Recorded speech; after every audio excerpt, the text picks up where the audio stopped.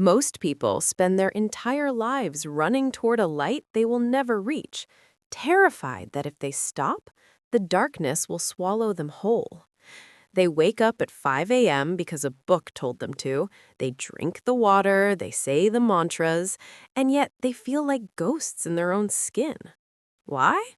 Because they are building a house on a foundation of secrets they refuse to look at. If you feel like you are working yourself to death just to stay in the same place, it is not because you aren't trying hard enough. It is because you are carrying a weight you've labeled as duty when its real name is shame. Today, we look at the man who stopped running. We look at the moment he realized that the sun doesn't just provide light, it casts the very shadows we spend our lives fleeing. This is not a story about success.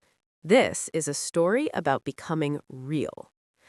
Elias was a man of perfect edges. In the bustling heart of a silver-gray city, he was the person everyone pointed to when they wanted to define achievement. He moved through the world like a blade, sharp, efficient, and cold. His suits were pressed so tightly they looked like armor, and his smile was a calculated gift he gave only when a transaction was complete. To the outside world, Elias was a masterpiece, but inside, Elias was a hollow shell. He lived his life as if he were a museum exhibit, terrified that if someone touched him too hard, he would shatter into 1,000 jagged pieces of nothingness. He had followed every rule of the modern sage. He rose before the sun, he optimized every second of his breath, and he traded his emotions like bugs to be crushed under the heel of his expensive shoes. The catalyst did not come as a thunderclap. It came as a whisper. One Tuesday, while staring at a spreadsheet that represented millions of dollars, Elias realized he couldn't remember the color of his mother's eyes. He closed his eyes and tried to find the memory, but all he saw were numbers and schedules. He felt a sudden, violent shiver. It was as if a tiny hairline fracture had appeared on his porcelain chest. He tried to breathe, but the air felt like liquid lead. For the first time in 40 years, the method failed him. The meditation didn't calm him. The caffeine didn't ignite him. He was a clock whose mainspring had snapped. And for a man who defined himself by his movement, the stillness was a death sentence. Driven by a primal fear he couldn't name, Elias left. He didn't leave a note. He didn't bring his phone. He drove until the silver city became a smudge on the horizon and the road turned into salt-sprayed gravel. He stopped at a crumbling cabin by a gray, churning ocean, a place he had inherited but never visited. The method he chose was one of brutal honesty. He stripped away the titles, he stripped away the schedule. He decided that he would not leave this shore until he figured out why his perfect life felt like a well-decorated prison. He sat on the porch and watched the tide, realizing that the ocean didn't care about his 5 a.m. wake-up calls. The ocean simply was. The struggle was not physical. It was the agony of silence. For the first 3 days, Elias nearly went mad. Without the noise of productivity, the voices of his own regrets began to howl. They spoke of the friends he had discarded like used napkins, the women he had loved only as accessories, and the boy he used to be, the one who liked to draw dragons and didn't care about the price of gold. He realized that his success was actually a very sophisticated form of hiding. He had built a mountain of gold so he wouldn't have to see the valley of his own loneliness. The silence was a mirror, and for the first time, Elias was forced to look.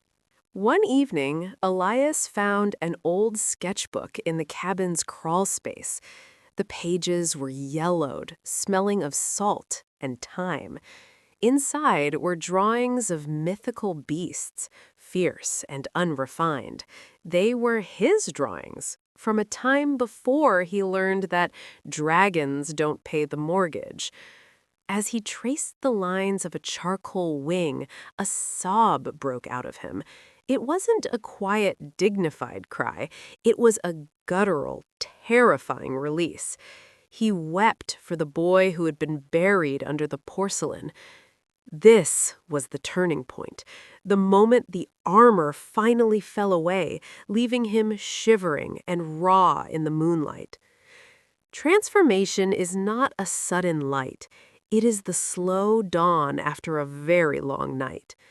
Elias began to spend his days not optimizing, but observing. He learned to watch the way the light hit the waves, noting how the water was both destructive and life-giving.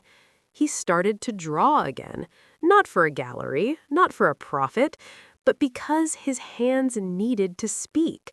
He realized that life is not a problem to be solved or a race to be won. Life is a canvas that is meant to be stained, torn, and lived upon. He stopped trying to be a man of gold and accepted being a man of clay, breakable, moldable, and grounded. When Elias returned to the city, people didn't recognize him at first. He still wore a suit, but it fit differently, loose, comfortable, human. His eyes, once like cold glass, now held the depth of the ocean he had left behind. He walked into his boardroom and did something radical. He listened. He didn't bark orders. He asked his employees about their dreams. He looked at the numbers and saw not just profit, but the people behind them. He had integrated his shadow. He no longer feared the darkness because he had learned to navigate it. Most of you watching this are tired.